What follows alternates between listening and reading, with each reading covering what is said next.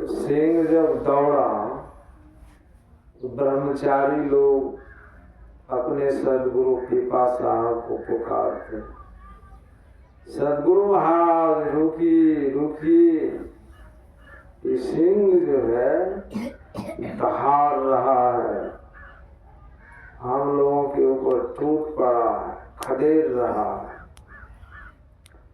तो संत पिपासा लौटे सिंह के तरफ, सिंह के पास आए, सिंह के कान को पकड़ कर कान में महामंत्र दे दिए।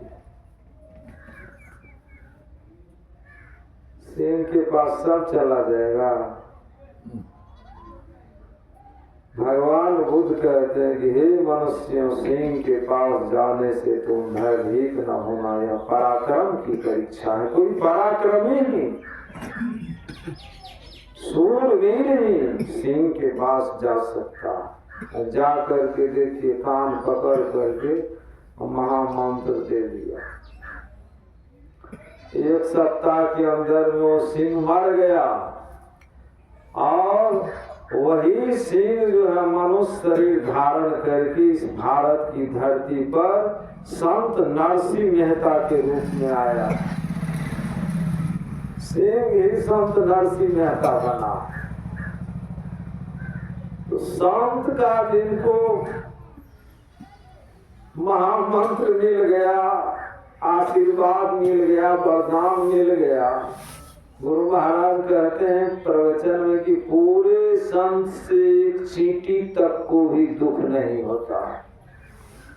पूरे संत जब चलते हैं, कोई जीव जंतु मर भी जाता है तो उसकी योनि ही न बदल जाती होगी। चिट्टा पिपरी कोई चीज दबा के मर गया तो फिर चिट्टा बनेगा, वो तो मनुष्य शरीर में आएगा, वो भक्त बन जाएगा। इसीलिए हमेशा जो है ना, चलते फिरते उठते बैठते सोते जागते अपने आंख पर संयम रखते हुए उस महामंत्र को जपिए, उस गुरु महाराज का मानस ध्यान कीजिए, हमेशा लगाते रहिए अपने मन को। बड़ा कठिन काम है, लेकिन ये काम असंभव नहीं है। कठिन है लेकिन असंभव नहीं है। ऐसा नहीं है कि नहीं होगा, होगा। हम लोग अंग्रेजी में पढ़ते थे कि impossible is a word which is found in the dictionary of fools. Impossible माना असंभव।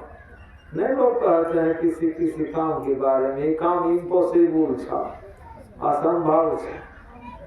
कहते हैं कि असंभव एक शब्द है जो मूर्खों के शब्दकोश में पाया जाता है। मूर्ख लोग ही किसी भी काम को कह देंगे कि असंभव है। आलसी लोग, निकम्मा लोग जो करना नहीं चाहता, लेकिन जो मेहनती है, लेबोरियस है, कर्मठ है, वो कभी भी उस काम को, कठिन से कठिन काम को असंभव नहीं कहेगा, वो करके दिखा देगा आपको। इसीलिए और युग की बात तो आप छोड़ दीजिए। इस कलयुग में महात्मा गांधी हुए, दिल्ली के बिरला भवन में प्रार्थना सभा से जब वो निकल रहे थे प्रार्थना करके, और नाथूराम गोडसे ने उनकी छाती में गोली मारी, गोली लगने के साथ महात्मा गांधी के मुख से निकला, हे राम। साधारण आदमी को गोली लगती ना, तो क्या कहता, हो बाप, बाप हो बाप, दौड़ा हो बाप, गोली मार देता। यही होता है ना। सांप को अचानक रातों में मान लीजिए कि जा रहे हैं, जूना है, रस्सी है, अंधेरा में भ्रम हो गया तो लोग उछल जाते हैं, हो बाप, हो गुरु ने कहते हैं, हो बाप, दौड़ा हो, हे सांप, हो गुरु ने निकलता है मुंह से। लेकिन महात्मा गांधी कितने बड़े उच्च कोटि के साधक थे, साधु थे, महात्मा थे। गोली लगती है और हे राम निकलता है, इसका मतलब क्या है? गुरु महाराज अंतिम समय में जब प्राण त्याग रहे थे तो संत कबीर साहब का भजन गाए थे। संत कबीर साहब कहते हैं कि श्वास श्वास में नाम सुमर ले, को जाने कल की अवधि घटे तन। यही भजन गाए थे गुरु महाराज। श्वास श्वास में सुमरन कर लीजिए। महात्मा गांधी श्वास श्वास में सुमरन करते थे। आज भी राजनेता, लेकिन महात्मा गांधी के जैसे राजनेता खोजेंगे। विरोध करने वाला आज भी उनका विरोध करता है, लेकिन वो महात्मा गांधी नहीं हो सकता। महात्मा गांधी जो चीज था, जो तत्व था, पहले जो नेता थे देश में, महात्मा गांधी, राजेंद्र प्रसाद, सरदार वल्लभ भाई पटेल, सुभाष चंद्र बोस, ऐसे ऐसे जो नेता थे देश में, उसको आप संत से कम मत समझिए कि देश को आजाद करने में अपने आप को कुर्बान कर दिया, अपना गर्दन कटा दिया, शहीद हो गया, न्योछावर कर दिया सब कुछ को। ये साधारण बात नहीं। तो महात्मा गांधी देखिए अपना श्राद्ध अपने से कर ली। हम लोगों को भी हमेशा कोशिश करना चाहिए कि अपने मन को लगाते रहें, उस तरफ लगाते रहें। देखिए रामकृष्ण परमहंस जी महाराज कहते हैं कि ध्यान में बैठने के साथ जिनका मन प्रभु में लीन हो जाता है, उसकी मुक्ति सुनिश्चित है। कि ध्यान में बैठे लीन हो गए। किसी को 1 घंटा समय लग रहा है मन समेटने में, कोई बैठा लीन हो गया, अंतर है ना। इसीलिए हमेशा जब मन को समेटते रहेंगे आप हमेशा, तो ध्यान में बैठने के साथ आपका मन लग जाएगा। लगाने की आवश्यकता है।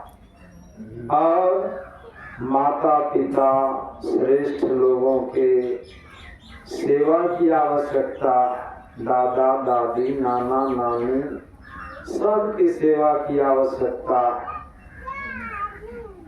तो शंकराचार्य जी महाराज जब 8 साल के थे तो उसको चारों वेद का 1 लाख श्लोक याद था, श्लोक ऋचा। और 8 साल की उम्र में एक नदी को अपनी माँ के साथ पार कर रहा था। माँ से बराबर कहता था कि माँ मुझे तुम सन्यासी बनने का आदेश दे दो। मिला है ऐसा बच्चा, जब से थोड़ा चलने फिरने वाला दौड़ने वाला हुआ तो कहता था माँ मुझे सन्यासी बनने का आदेश दे दो, माँ मुझे सन्यासी बनने का आदेश दे दो। ये संस्कार कहाँ से आया? गुरु महाराज प्रवचन में कहते हैं